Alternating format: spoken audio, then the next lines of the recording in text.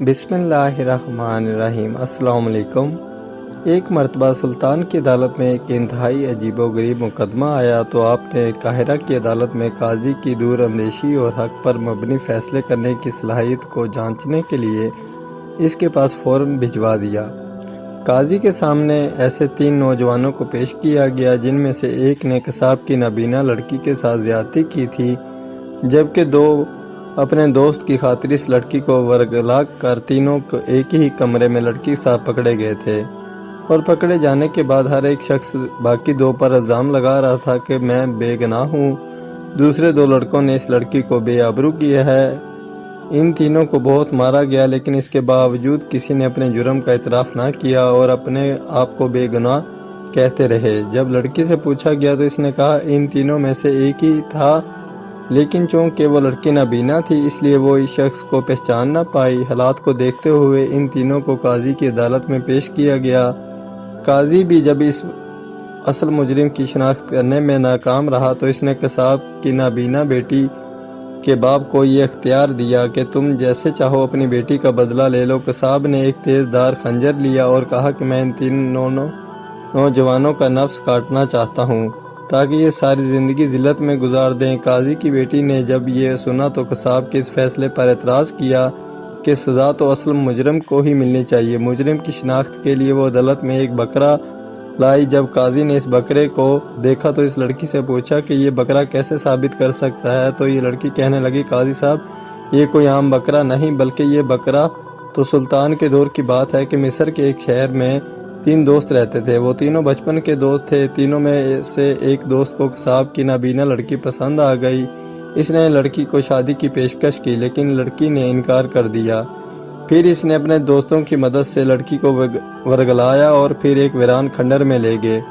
وہاں اس نے لڑکی کو اپنی جنسی ہوس کا نشانہ بنایا۔ وہ وہاں کھنڈر میں موجود تھے کہ ایک بزرگ نے لڑکی کی چیخوں کی آواز سنی اور بھاگتا ہوا آیا، اور وہ تینوں اپنے کپڑے درست کر رہے تھے۔ جب لڑکی سے پوچھا گیا تو اس نے کہا ان تینوں میں سے ایک نے مجھے زیادتی کا نشانہ بنایا ہے، لیکن چونکہ میں نابینا ہوں لہٰذا میں اس لڑکی کو نہیں پہچان سکی جو میرا مجرم ہے۔ سپاہیوں کی مدد سے ان تینوں کو گورنر شہر کے پاس بھیجا گیا۔ شہر کے گورنر نے ان تینوں سے کہا کہ مجرم خود اپنے آپ کو میرے حوالے کر دے اور جرم کا اعتراف کر لے تو بہتر ہے۔ پہلا دوست کہنے لگا میں اپنے دوست کو تلاش کر رہا تھا، جب میں ادھر آیا تو یہ دونوں اس لڑکی کے ساتھ بدکاری میں مصروف تھے۔ میں نے ان دونوں کو لڑکی سے الگ کیا اور یہ بزرگ اچانک کھنڈر میں آیا۔ اس نے ہم تینوں کو دیکھ لیا اور گناہ گار جانا۔ میں بے قصور ہوں جبکہ یہ دونوں ہی لڑکی کے گناہ گار ہیں۔ اب یہ نہیں معلوم کہ ان دونوں میں سے کس نے لڑکی کو بے آبرو کیا ہے اور کون اپنی باری کا انتظار کر رہا تھا۔ جب دوسرے نے سنا تو اس نے کہا کہ یہ جھوٹ ہے، میں بے گناہ ہوں بلکہ یہ دونوں اس لڑکی کے ساتھ زبردستی کر رہے تھے۔ جب تیسرے سے پوچھا گیا تو اس نے بھی یہی کہا۔ وہ تینوں ایک دوسرے پر الزام لگا رہے تھے اور اپنے آپ کو بے گناہ کہہ رہے تھے۔ شہر کے گورنر کے لیے یہ فیصلہ کرنا مشکل ہو گیا تھا، لہٰذا اس نے تینوں کو قاضی کی عدالت میں پیش کرنے کا فیصلہ کیا۔ قاضی اس وقت عدالت میں موجود نہیں تھا۔ قاضی نے ان تینوں کو اپنے گھر پر طلب کر لیا۔ وہ تینوں حیران تھے کہ آخر قاضی نے اپنے گھر پر بلانے کا کیا مقصد ہے۔ خیر وہ قاضی کے گھر پہنچے تو دسترخواں بچھا ہوا تھا اور اس پر 3 قسم کے کھانے پیش کیے گئے۔ پہلے لڑکے کو چاول پیش کیے گئے، دوسرے کو گوشت جبکہ تیسرے کو انڈے کا حلوہ کھلایا گیا۔ پہلے نے جب اپنے منہ میں چاول ڈالے تو فوراً تھوک دیا۔ قاضی نے وجہ پوچھی تو اس نے کہا ان چاولوں میں انسانی گوشت کی بو آ رہی ہے لہٰذا مجھ سے برداشت نہ ہو سکا کہ میں یہ چاول کھاؤں۔ دوسرے لڑکے نے جب گوشت کا لقمہ منہ میں ڈالا تو وہ لقمہ نگل نہ سکا اور باہر نکال دیا اور کہنے لگا مجھے نہیں لگتا کہ یہ بکرے کا گوشت ہے بلکہ یہ تو کتے کا لگ رہا ہے۔ تیسرے نے جب انڈے کا حلوہ کھانے لگا تو اس نے بھی کھانے سے انکار کر دیا۔ قاضی نے جب اس سے وجہ پوچھی تو اس نے کہا کہ میں سمجھتا ہوں کہ یہ انڈے کا حلوہ جس شخص نے تیار کیا ہے وہ اپنے باپ کی ناجائز اولاد ہے اور اس نے پانی کی جگہ گدھے کا پیشاب مکس کیا ہے اور اس کے ہاتھ سے تو میں کھانا نہیں کھا سکتا۔ قاضی ان تینوں کی بات سن کر حیران ہوا اور کہنے لگا پچھلے مقدمے کا فیصلہ بعد میں کیا جائے گا لیکن پہلے تمہاری اس بات کی تصدیق ضرور کروں گا۔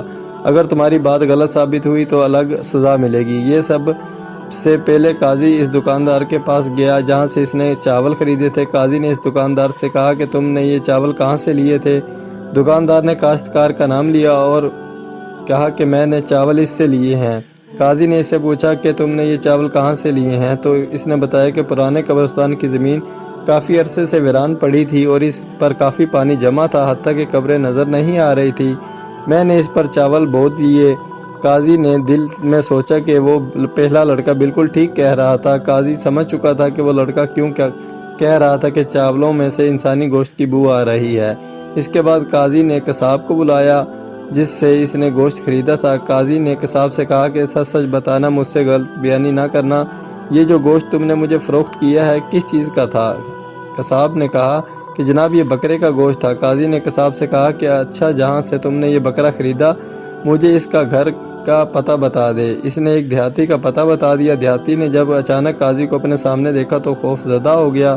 قاضی نے اسے تسلی دی اور کہا کہ تمہیں خوف زدہ ہونے کی کوئی ضرورت نہیں ہے، میں تم سے کچھ سوالات پوچھنا چاہتا ہوں۔ کیا تم نے اپنا بکرا اس قصاب کو فروخت کیا تھا؟ دیہاتی نے کہا جی ہاں، میں نے اپنا بکرا ہی فروخت کیا تھا۔ قاضی نے اسے کہا کہ تم جھوٹ بول رہے ہو، تم نے اس قصاب کو کتا فروخت کیا تھا اور اس نے وہ کتا ذبح کر کے ہمارے مہمانوں کو کھلا دیا۔ دیہاتی اپنے کانوں کو ہاتھ لگانے لگا اور کہنے لگا قاضی صاحب خدا کا خوف کرے، میں ایسا جرم کیسے کر سکتا ہوں؟ پورا علاقہ میری اس بات کی گواہی دے گا کہ میں نے اس قصاب کو اپنا بکرا ہی فروخت کیا تھا۔ قاضی نے کہا پھر میرے مہمان نے ایسا کیوں کہا کہ گوشت مجھے کتے کا معلوم ہوتا ہے؟ دیہاتی کچھ دیر خاموش رہا، پھر کہنے لگا جناب اگر اجازت ہو تو میں آپ کو ایک واقعہ سنانا چاہتا ہوں۔ جب یہ بکرا پیدا ہوا تھا تو اس کی ماں مر گئی تھی۔ میں پریشان ہوا کیونکہ میرے پاس دودھ نہیں تھا، تو اس بچے کی خوراک صرف دودھ ہی تھی۔ ایک دفعہ میں گھر آیا تو میں نے دیکھا کہ ایک کتیا اس بکرے کو دودھ پلا رہی تھی۔ میں کھڑا دیکھتا حیران رہ گیا، مجھے یہ بھی عجیب لگا، لیکن میں اس بکرے کے بچے کو زندہ رکھنا چاہتا تھا، لہٰذا بچپن سے ہی اس کو اسی کتیا نے پالا ہے۔ بعد میں جب یہ بڑا ہوا تو اسی کتیا کے ساتھ بیٹھتا، کتیا اسے چاٹتی، پیار کرتی۔ گاؤں کے کافی لوگوں نے اس بات پر اعتراض کیا کہ ایک نجس جانور کے ساتھ تم نے حلال جانور کیوں ملا دی؟ آخر کار تنگ آ کر میں نے یہ قصاب کو فروخت کر دیا، لیکن اس کی حقیقت نہ بتائی۔ قاضی کو سمجھ آ چکا تھا کیوں دوسرے لڑکے نے اس گوشت سے کتے کی بدبو آ رہی تھی۔ قاضی نے دل میں سوچنے لگا کہ یہ تینوں لڑکے مجرم ہونے کے علاوہ بلا کے ذہین ہیں، لہٰذا اصل مجرم کی شناخت بہت مشکل معاملہ ہے۔ اب قاضی نے تیسرے لڑکے کو سچ معلوم کرنے کی کوشش کی۔ قاضی نے اپنے اس باورچی کو بلایا جس نے انڈے کا حلوہ تیار کیا اور کہا مجھے اپنے والدین کے پاس لے جاؤ۔ باورچی نے قاضی کو بتایا کہ میرا باپ تو بچپن میں ہی فوت ہو چکا ہے، لیکن ماں زندہ ہے۔ وہ قاضی کو اپنی ماں کے پاس لے گیا۔ قاضی نے اس کی ماں سے پوچھا کہ سچ سچ بتاؤ یہ بیٹا تمہارا ہے؟ اس کی ماں نے اس بات کا اقرار کیا کہ میں جنگل میں لکڑیاں کاٹ رہی تھی، کچھ اوباش ڈاکو انہوں نے مجھے بے آبرو کیا۔ میں شادی شدہ تھی جبکہ میرا شوہر اس وقت تجارتی سفر پر تھا۔ ان نوجوانوں کی وجہ سے میں حاملہ ہو چکی تھی، لیکن میں یہ راز کسی کو نہ بتایا کہ سسرال والے مجھے گھر سے نہ نکال دیں، مگر میرا یہ بیٹا آپ کے ہاں باورچی ہے، یہ میرے شوہر کے نطفے سے نہیں۔ قاضی حیران تھا کہ یہ تینوں اگر اتنے ذہین ہیں پھر انہوں نے یہ غلط کام کیوں کیا۔ قاضی واپس گھر آیا تو تینوں سے کہا کہ بہتر یہی ہے کہ مجرم خود اپنے آپ کو قانون کے حوالے کر دے، ورنہ میں تینوں کو ہی پھانسی کی سزا سنا دوں گا۔ مگر یہاں بھی وہ تینوں ایک دوسرے کو الزام دے رہے تھے تاکہ قاضی اب شک کا شکار ہو جائے اور فیصلہ نہ کر پائے اور اصلی مجرم کی شناخت نہ ہو پائے۔ قاضی تینوں کو عدالت میں لے گیا اور اس کے بعد قصاب اور اس کی لڑکی کو پیش ہونے کا حکم دیا۔ ایک طرف مظلوم لڑکی اور اس کا باپ کھڑا تھا جبکہ دوسری طرف تینوں ملزم کھڑے تھے۔ قاضی نے دیکھا کہ قصاب کا چہرہ غصے سے لال تھا، اس کی آنکھوں میں بھی سرخ تھا۔ قاضی نے قصاب سے کہا کہ تم یہ تینوں ہی تمہاری بیٹی کے مجرم ہیں، لہٰذا جیسے چاہو ان کو سزا دے دو اور اپنی مظلوم بیٹی کا بدلہ لے لو۔ قصاب نے کہا میں ان تینوں کو سزا دوں گا اور ایسی سزا دوں گا کہ یہ تینوں عبرت کا نشان بن جائیں گے۔ میں ان کو ماروں گا نہیں بلکہ ان تینوں کا نفس کاٹ لوں گا تاکہ فساد کی جڑ ہی ختم ہو جائے اور دوبارہ یہ کسی کی بہن بیٹی کی عزت پامال نہ کر سکیں۔ یہ زندہ ہی رہیں گے لیکن ذلت اور رسوائی کے علاوہ ان کی قسمت میں کچھ نہیں ہوگا۔ قصاب نے خنجر تیز دھار آلے پر رکھا اور تیز کرنے لگا۔ قاضی کی عقل مند بیٹی نے جب قصاب کے ارادے کو دیکھا تو کہا کہ یہ غلط ہے، جو سزا اس قصاب نے ان تینوں کے لیے تجویز کی ہے وہ اصل مجرم کو ہی ملنی چاہیے۔ قاضی نے بیٹی سے کہا بیٹی لیکن میرے لیے اصل مجرم کو تلاش کرنا مشکل ہو چکا ہے۔ قاضی کی لڑکی نے کہا آپ اس دیہاتی کے پاس جائیں جس نے اپنا بکرا اس قصاب کو فروخت کیا تھا۔ دراصل اس کے پاس 2 بکرے تھے جس میں سے ایک بکرا اس نے چھپا لیا تھا، وہ بھی بچپن میں کتیا کے دودھ پر پلا تھا۔ وہ بکرا ہی ان میں سے مجرم کی شناخت کروائے گا۔ وہ بکرا عدالت میں پیش کیا گیا اور اس کے بعد اس کو ایک تاریخ کمرے میں کھڑا کیا گیا۔ تینوں سے کہا گیا کہ باری باری جا کر اس بکرے کے سینگوں کو ہاتھ لگائیں۔ جب مجرم اس کے سینگوں کو ہاتھ لگائیں گے تب بکرا عجیب سی آوازیں نکالے گا جو کتے سے ملتی جلتی ہوں گی۔ تینوں کمرے میں گئے اور بکرے کے سینگوں کو ہاتھ لگا کر واپس آ گئے۔ پھر لڑکی نے ایک سپاہی سے کہا کہ ان تینوں کے ہاتھوں کو سونگو۔ سپاہی نے تینوں کے ہاتھوں کو سونگا اور پھر قاضی کی بیٹی کو بتایا کہ تینوں کے ہاتھوں سے ایک عجیب قسم کی خوشبو محسوس ہو رہی ہے۔ یہ سن کر قاضی کی بیٹی کافی پریشان ہو گئی۔ باپ نے اپنی بیٹی کو پریشان دیکھا تو پریشانی کی وجہ پوچھی۔ اس کی بیٹی نے باپ کو بتایا کہ میں نے بکرے کے سینگوں پر ایک خاص قسم کی خوشبو لگائی تھی اور پھر ان تینوں کو ان کے سینگوں پر ہاتھ لگانے کو کہا۔ میرے دل میں یہ تھا کہ جو اصل مجرم ہوگا وہ تاریکی کا فائدہ اٹھاتے ہوئے بکرے کے سینگوں کو ہاتھ نہیں لگائے گا، مگر حیرت کی بات یہ ہے کہ ان تینوں نے سینگوں کو ہاتھ لگایا ہے۔ یہ پہلے ہی میرے منصوبے کو جانتے تھے اور یہ جانتے تھے کہ میرے دماغ میں کیا ہے اور میں کس طرح ان تینوں میں سے اصل مجرم کو پکڑنا چاہ رہی ہوں۔ یہ تینوں بہت چلاک اور شاطر لوگ ہیں۔ قاضی نے جب یہ سنا تو کہا، بیٹی پھر میرے لیے فیصلے کے درمیان حائل کیوں ہو رہی ہو؟ یہ سامنے کھڑے شخص کی بیٹی کی مجرم ہے اور بیٹی کے باپ نے خود ان تینوں کے لیے سزا بھی تجویز کر لی ہے، تو پھر دیر کس بات کی ہے؟ ان کو ان کا کام کرنے دیے جائے۔ قاضی کی بیٹی نے کہا، ابا جان آپ جانتے ہیں جب بھی کبھی ایسا پیچیدہ مسئلہ ہوتا ہے تو میں ہمیشہ سے آپ کی مدد کرتی ہوں۔ میں نے کبھی بھی آپ کو مایوس نہیں کیا، میں نے ہمیشہ آپ کی مدد کی۔ آپ مجھے وقت دیجیے، میں ظالم شخص کی شناخت کرنے میں کامیاب ہو جاؤں گی جس نے اس نابینا لڑکی کو بھی نہ بخشا۔ قاضی نے اپنی بیٹی سے کہا، ٹھیک ہے بیٹی، جیسا تم بہتر سمجھو اور جیسا تم چاہو، مگر یاد رکھنا ہمارے پاس زیادہ وقت نہیں ہے۔ قاضی کی بیٹی نے کہا، میں ان تینوں کو ایک مختصر سی کہانی سنانا چاہتی ہوں اور میں اس بات کا دعویٰ کرتی ہوں کہ مجرم اپنے منہ سے اپنا گناہ کا اعتراف کر لے گا۔ بیٹی کی بات سن کر قاضی حیران ہوا۔ لڑکی نے ان تینوں دوستوں کو اپنے سامنے بٹھایا اور ان کو ایک کہانی سنائی۔ لڑکی نے کہا کہ آج سے 25 سال پہلے بغداد میں دو دوست رہا کرتے تھے۔ دونوں کی دوستی تھی، دونوں ایک دوسرے کے ساتھ کھیلتے کودتے پڑھتے حتیٰ کہ جوان ہوئے۔ حیرت کی بات تو یہ تھی کہ اگر ایک دوست کو بخار ہو جاتا تو دوسرے کی طبیعت خود بخود خراب ہو جاتی۔ ایک کا باپ ایک مشہور مصور تھا اور اپنے باپ کو دیکھتے ہوئے بیٹے کو بھی مصوری کا شوق پیدا ہوا۔ اسکندریہ میں ہر سال ایک میلہ لگتا تھا جس میں مصور، ایران، ترکی، لبنان، مختلف علاقوں کے لوگ جمع ہوتے۔ ان لوگوں میں شمرزن حضرات بھی شرکت کرتے تھے۔ حسین و جمیل لڑکیاں رقص کرتی اور اسی طرح لڑکیوں کی خرید و فروخت بھی ہوتی۔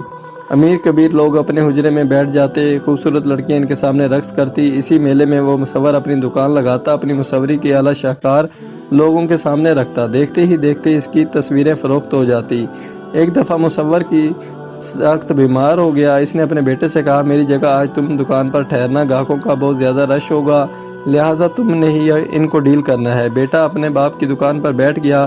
کچھ ہی دیر بعد اس کے دوست پریشانی کی حالت میں اس کے پاس آیا۔ اس نے اسے پریشانی کی وجہ پوچھی تو اس نے بتایا کہ میں نے میلے میں ایک لڑکی دیکھی ہے، وہ ایک شہزادی تھی اور اس کی شہزادی کے ساتھ ایک کنیز بھی تھی۔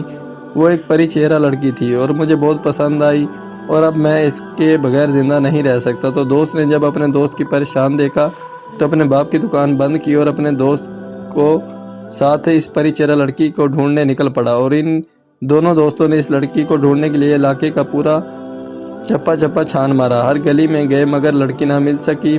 دوسرے دن وہ میلے میں اس لڑکی کو تلاش کرنے کے لیے نکل پڑے لیکن پھر بھی وہ لڑکی نہ ملی۔ اب میلہ ختم ہو چکا تھا اور لڑکی نہ ملی۔ مصور کے بیٹے نے اپنے دوست کو تسلی دی کہ میرے ہوتے ہوئے تمہیں پریشان ہونے کی ضرورت نہیں ہے، تم مجھے اس لڑکی کا حلیہ بتاؤ، میں اس کی تصویر بنا لیتا ہوں۔ اس نے لڑکی کا حلیہ بتایا تو مصور کے بیٹے نے اپنے ہاتھوں کے جادو سے اس لڑکی کی تصویر تیار کی۔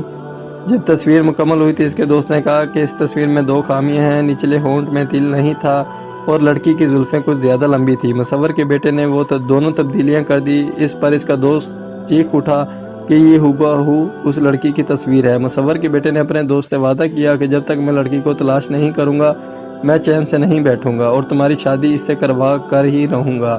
اگلے دن اس نے اپنے گھر کو خیرآباد کیا اور اپنے دوست کو الوداع کہتے ہوئے لڑکی کی تصویر کو جیب میں رکھا اور اس کی تلاش کے لیے نکل پڑا۔ اس نے علاقے کا چپا چپا چھان مارا لیکن لڑکی نہ مل سکی۔ دن رات وہ لڑکی کی تلاش کرتا رہا اور ساتھ ساتھ اپنے دوست کے بارے میں خیریت بھی دریافت کرتا رہا۔ اس کو بتایا گیا کہ اس کا دوست سخت بیمار ہے۔ یہ سن کر وہ بھی بیمار پڑ گیا لیکن اس کے باوجود اس نے لڑکی کی تلاش جاری رکھی۔ حتیٰ کہ 1 سال کا عرصہ گزر گیا، لڑکی نہ ملی اور سال کے بعد دوبارہ سکندریہ کے اسی میلے کا انعقاد ہوا جہاں سے اس کے دوست نے اس لڑکی کو پہلی بار دیکھا تھا۔ مصور کے بیٹے نے اپنے دوست کی خاطر میلے میں گھومنا شروع کر دیا کہ شاید وہ لڑکی دوبارہ مل جائے اور وہ اسے دیکھ لے، لیکن وہ لڑکی نہ ملی۔ مصور کے والدین اپنے بیٹے کی وجہ سے بہت پریشان تھے کہ یہ اپنے دوست کی وجہ سے اتنا مجنون ہو چکا ہے کہ اس کی عقل پر پردہ پڑ چکا ہے۔ وہ حیران تھے کہ کیا کوئی شخص اپنے دوست کی خاطر اتنا بھی جنونی ہو سکتا ہے کہ اسے اپنے والدین تک احساس نہ ہو۔ انہوں نے اپنے بیٹے کو بہت سمجھایا، لیکن اس نے کہا اگر میرے دوست کو وہ لڑکی نہ ملی تو وہ مر جائے گا اور میں اپنے دوست کی جدائی برداشت نہیں کر سکتا۔ اس لیے اس نے اپنے والدین سے معذرت کی اور دوبارہ لڑکی کی تلاش کے لیے نکل پڑا۔ والدین نے سوچا کہ اس کی شادی کروا دینی چاہیے تاکہ اس کے دماغ سے اس کا دوست نکلے اور اسے ایک اچھی ہمسفر لڑکی مل جائے۔ مصور نے اپنے بیٹے کی شادی کے لیے ایک لڑکی پسند کی اور اس کے شادی کروائی۔ سہاگ رات پہ جب اس نے دلہن کا گھونگھٹ اٹھایا تو اس کا جھٹکا لگا۔ لڑکی نے کہا سرتاج کیا ہوا؟ مجھ سے کوئی غلطی ہو گئی ہے؟ مصور کے بیٹے نے کہا دلہن سے کہا دیکھو اگر ایک شوہر ہونے کے ناطے میں تم سے کچھ کہوں تو کیا تم میری بات مانو گی؟ تو دلہن نے کہا میں ہر جائز بات مانوں گی۔ لڑکے نے دلہن سے کہا نہیں، جو میں کہوں گا تجھے وہ ماننا پڑے گا ورنہ ایک معصوم شخص کی جان نکل جائے گی۔ وہ میرا دوست ہے، آج سے 2 سال پہلے اس نے تجھے دیکھ لیا تھا ایک میلے میں اور تب سے لے کر آج تک وہ تمہارے عشق میں مبتلا ہے۔ میں نے اس سے وعدہ کیا تھا جیسے ہی تم مجھے ملو گی میں تجھے اپنے دوست کے پاس بھیجوں گا۔ خدا را میری حالت پر رحم کرو، میں تمہیں طلاق دینا چاہتا ہوں اور اپنے دوست کے پاس بھیجنا چاہتا ہوں تاکہ تم اس کے پاس جا سکو اور اس کی جان بچ جائے۔ دلہن نے کہا ٹھیک ہے، میں آپ کے دوست کے پاس چلی جاتی ہوں لیکن آپ مجھے ابھی طلاق مت دیجیے گا، جب میں وہاں پہنچ جاؤں گی تبھی طلاق دینا۔ مصور کے بیٹے نے کہا ٹھیک ہے۔ دلہن نے جانے کے لیے تیاری کی اور ایک گھوڑا منگوایا اور آدھی رات کو اس دوست کے بتائے ہوئے پتے پر چلی آئی۔ آدھی رات کا وقت تھا، کچھ راہزن جنگل میں بیٹھے تھے۔ انہوں نے دیکھا کہ ایک خوبصورت لڑکی گھوڑے پر سوار ان کی طرف آ رہی ہے تو انہوں نے لڑکی کا راستہ روکا، لڑکی کو پکڑ کر اپنے سردار کے پاس لے گئے۔ ڈاکوؤں کے سردار نے دیکھا کہ زیورات سے لدی ہوئی حسین و جمیل لڑکی ان کے سامنے کھڑی ہے۔ سردار نے اسے پوچھا کہ آدھی رات کو تم یہاں اکیلی کیوں جا رہی ہو؟ لگتا ہے تمہاری نئی شادی ہوئی ہے۔ اتنی حسین و جمیل دلہن کا آدھی رات کو اکیلے نکلنا خطرے سے خالی نہیں۔ دلہن نے بتایا کہ میں حقیقت تو آپ کو نہیں بتا سکتی لیکن اتنا ضرور بتاؤں گی کہ میں کسی شخص کی جان بچانے جا رہی ہوں، اگر میں وقت پر نہ پہنچی تو وہ مر جائے گا۔ سردار نے جب یہ سنا تو کہا کہ میں بھی کچی گولیاں نہیں کھیلتا، ایسا شکار آسانی سے تو میں نہیں جانے دوں گا۔ لڑکی نے کہا سردار میں آپ سے وعدہ کرتی ہوں کہ اگر آپ مجھے یہاں سے جانے دیں گے تو 24 گھنٹے کے اندر واپس آ کے آپ کے پاس آ جاؤں گی اور بہت سارا مال اور زیورات لے کر آؤں گی۔ کسی کی زندگی کی خاطر میرا جانا ضروری ہے۔ سردار ایک زانی تھا جو لگ بھگ 100 سے زیادہ عورتوں کے ساتھ زنا کر چکا تھا۔ اس نے لڑکی سے کہا ٹھیک ہے، میں تمہاری بات کا یقین کر لیتا ہوں لیکن اگر تم نے ہمیں دھوکہ دیا تو میں تمہارا وہ حشر کروں گا کہ تم منہ دکھانے کے قابل نہیں رہو گی۔ میرے ساتھی تمہیں تمہاری منزل تک پہنچا دیں گے۔ لڑکی نے کہا اس کی کوئی ضرورت نہیں، میں اکیلی آئی تھی اور اکیلی جاؤں گی۔ سردار سے وعدہ کرنے کے بعد لڑکی نے اپنا سفر جاری رکھا اور صبح وہ اس لڑکے کے گھر پہنچی۔ لڑکے نے جب اس لڑکی کو دیکھا تو اس کی اپنی آنکھوں پر یقین نہ آیا، جس کی خاطر وہ 2 سال تک موت کی کشمکش میں تھا وہ آج اس کے سامنے کھڑی تھی اور وہ بھی دلہن کے روپ میں۔ اس نے لڑکی سے پوچھا اے حسینہ تم کون ہو، اپنے بارے میں بتاؤ۔ دلہن نے کہا کہ آپ کو اس بات کی کوئی خوشی نہیں، کیا آپ کو آپ کی کھوئی ہوئی محبت مل چکی ہے جو آپ کے سامنے ہے؟ لیکن وہ اس بات پر بازید تھا کہ مجھے حقیقت بتاؤ۔ جب دلہن خاموش رہی تب اس نے ایک خنجر اٹھایا اور کہا اگر تم مجھے حقیقت نہیں بتاؤ گی تو اس خنجر سے میں اپنی جان لے لوں گا۔ تب دلہن نے سارا ماجرا بتایا۔ یہ سن کر اس لڑکے کے دل میں اپنے دوست کے لیے محبت جاگ اٹھی اور اس نے دلہن سے کہا کہ آج سے تم میری بہن اور اپنے بھائی کے گھر آئی ہو تو ہرگز میرے دوست سے طلاق نہیں لو گی اور واپس اپنے شوہر کے پاس چلی جاؤ۔ جب دلہن واپس جانے لگی تو اس نے کہا بھائی بہنوں کو خالی ہاتھ تو نہیں بھیجتے، اس لیے اس نے بہت سارا مال اور زیورات دلہن کو دیا اور کہا میرا ایک آدمی تمہارے ساتھ جائے گا، مگر دلہن